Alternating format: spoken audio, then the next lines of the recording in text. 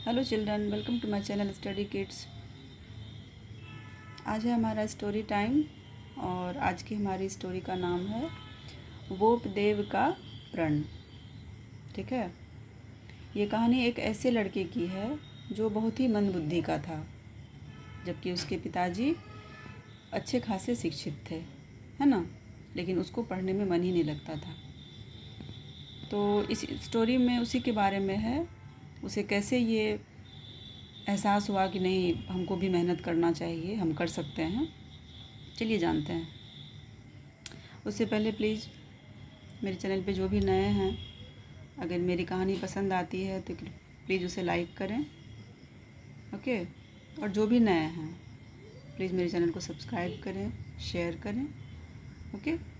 चलिए कहानी शुरू करते हैं। 13वीं शताब्दी की बात है। वोपदेव नामक एक अत्यंत मंदबुद्धि बालक था। उसके पिता का नाम केशव था, जो पर्याप्त शिक्षित थे, है ना। वोपदेव जो कि मंदबुद्धि था, उसके पिता का नाम केशव था और वो शिक्षित थे। अतः 5 वर्ष का होने पर उन्होंने उसे धनेश्वर नामक गुरु के आश्रम में भेज दिया। ठीक है। पढ़ाई करने के लिए उसको कहाँ भेज दिया उसके पापा? धनेश्वर नामक गुरु के आश्रम में।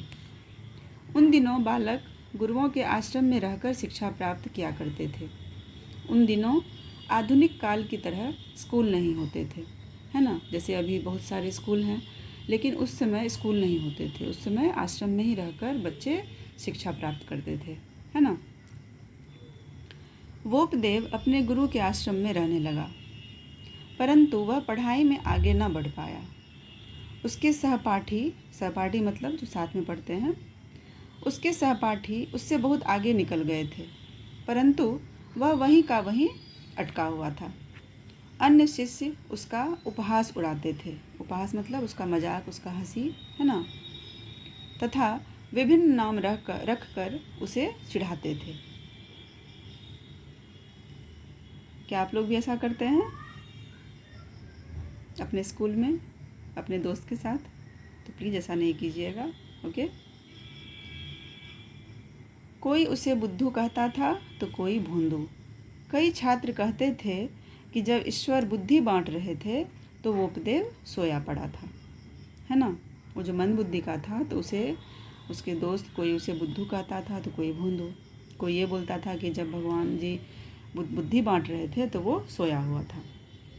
वोपदेव का शरीर तो स्वस्थ तथा पुष्ट था, परंतु पढ़ाई के क्षेत्र में वह निपट, अजान तथा पिछड़ा हुआ था।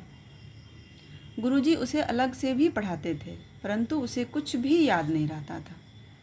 अंततः गुरुजी ने निराश होकर वोपदेव से कहा, वत्स, पढ़ना लिखना तुम्हारे भाग्य में नहीं है, अतः तुम्हारे लिए यही अच्छा होगा कि तुम घर चले जाओ तथा अपने खेतों पर काम करो। गुरुजी जबकि उसको एक्स्ट्रा भी पढ़ाते थे, लेकिन वो उसको कुछ याद ही नहीं रहता था, है ना। तो गुरुजी निराश होकर बोले उससे कि तुम नहीं पढ़ पाओगे, तुम्हारे भाग्य में पढ़ना लिखना नहीं है, तो अच्छा होगा कि तुम अपने घर वापस चले जाओ और अपने खेतों पर काम करो, है ना। वोपदेव सोचने लगा, मैं क्या मुंह लेकर पिताजी के सामने जाऊंगा, कैसे बताऊंगा कि गुरुजी ने मुझे पढ़ाने से इनकार कर दिया है। लोग भी यह कहकर मेरी हंसी उड़ाएंगे कि विद्वान पिता के घर निरक्षर पुत्र। जब गुरुजी उसको वापस जाने के लिए बोले तो वो सोचने लगा कि मैं क्या मुँह लेकर पिताजी के सामने जाऊंगा, उनसे कैसे कहूँगा कि गुरुजी ने मुझे पढ़ाने से इनकार कर दिया है। और तो और आसपास के लोग भी मेरा मजाक उड़ाएंगे। आश्रम में तो उसके सहपाठी मजाक उड़ाते ही थे, उसको अब ये भी होने लगा कि लोग भी मेरा मजाक उड़ाएंगे। परंतु वह करता भी क्या। गुरुजी ने उसका सामान एक गठरी में बंधवा दिया था। ठीक है। वोपदेव उनके चरण छूने के पश्चात सहपाठियों से गले मिला तथा भारी मन के साथ आश्रम से निकल पड़ा। ठीक है। गुरुजी ने मार्ग में खाने हेतु उसे सत्तू दे दिया था। वह घर की ओर बढ़ता चला जा रहा था।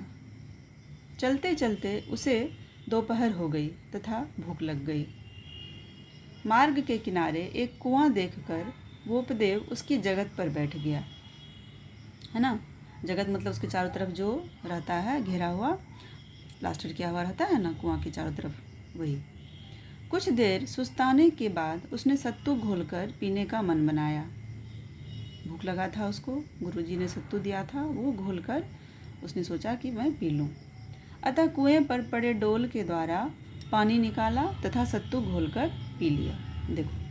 देखिए यहाँ पे ये बैठा हुआ है, ये इसी को कहते हैं, क्या कहते हैं इसको, जगत, है ना। फिर वह अनमना होकर कुएं की जगत की ओर देखने लगा। ठीक है। अचानक वोपदेव का ध्यान कुएं की जगत के भीतरी गोल किनारे पर चला गया, जहां डोल की रस्सी की रगड़ के कारण पत्थर घिस गए थे। ये जो निशान है यही, इसी को वो देख रहा था। ठीक है, इसी पे उसका नज़र पड़ा। तथा गहरी धारियाँ पड़ी हुई थी, है ना। रस्सी बार बार आने जाने से यहाँ पे निशान जैसा बना हुआ है, यही वो देखा। वोपदेव के मस्तिष्क में एक विचार उठा और वह सोचने लगा, कोमल रस्सी की बार बार होने वाली रगड़ से कठोर पत्थर भी घिस सकता है, तो सच्चे मन से अभ्यास करने पर मैं पढ़ाई में आगे क्यों नहीं बढ़ सकता। वो सोचा कि वो जो रस्सी बार बार उस पर जाता आता है, इसके कारण उस पत्थर पे निशान पड़ गया। अगर ऐसा हो सकता है तो क्या मैं अगर बार बार पढ़ाई अभ्यास करूं तो क्या मैं पढ़ाई में आगे नहीं बढ़ सकता, वो ये सोचा। यह विचार आते ही वोपदेव की आंखों में चमक आ गई। उसने प्रण लिया कि वह घर न जाकर गुरु के आश्रम में लौट जाएगा तथा मन लगाकर शिक्षा प्राप्त करेगा। ठीक है। ऐसा विचार जैसे ही उसके दिमाग में आया, वो प्रण कर लिया कि वो घर वापस नहीं जाएगा और आश्रम जाएगा। ठीक है। दृढ़ संकल्प से उत्पन्न आत्मविश्वास से भरपूर होकर मुस्कुराता हुआ वोपदेव आश्रम की ओर चल पड़ा तथा सूर्यास्त होते होते वहाँ जा पहुँचा। ठीक है। शाम ढलने से पहले जो है वो वहाँ पहुँच गया आश्रम में। वोपदेव को वापस आया देखकर गुरुजी चकित रह गए, परंतु उसके मुखड़े पर एक अद्भुत चमक देखकर उन्हें उसमें कुछ बदलाव हो जाने की आशा दिखाई दी, है ना। लेकिन उनको वोपदेव को देखकर गुरुजी को लगा कि नहीं, कुछ इसमें बदलाव हो सकता है। उनका मन पसीज गया तथा उन्होंने उसे आश्रम में रहकर शिक्षा प्राप्त करने की अनुमति दे दी। ठीक है। और उनको देखकर उनका मन पसीज गया, बदल गया, पिघल गया कि नहीं, ये वापस आया, चलो इसको एक चांस देते हैं।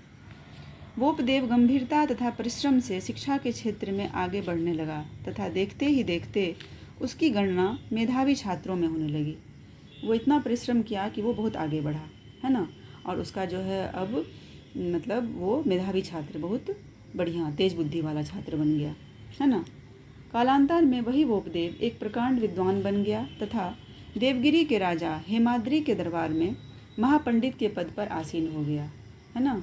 जो मन बुद्धि का था वो आज एक विद्वान था और दरबार में महापंडित के पद पर आसीन हो गया। वोपदेव के जीवन से संबंध यह कहानी नीचे दिए गए दोहे के अर्थ को सत्य सिद्ध करती है। क्या है दोहा?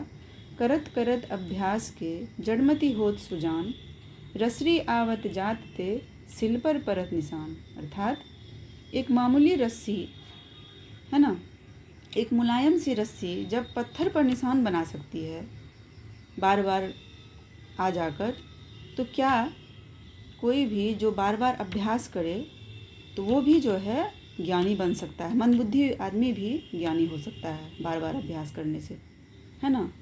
इसलिए हमें अभ्यास करते रहना चाहिए, कभी भी हिम्मत नहीं हारनी चाहिए। तो ये थी हमारी स्टोरी, यही था वोपदेव का प्रण, है ना। कैसी लगी आपको स्टोरी? उम्मीद है आपको अच्छी लगी होगी। अगर पसंद आए तो प्लीज़ लाइक करें और मेरे चैनल को सब्सक्राइब करें, शेयर करें। ओके, मिलती हूँ आपसे अगली वीडियो में। देखने के लिए thank you, take care, bye bye.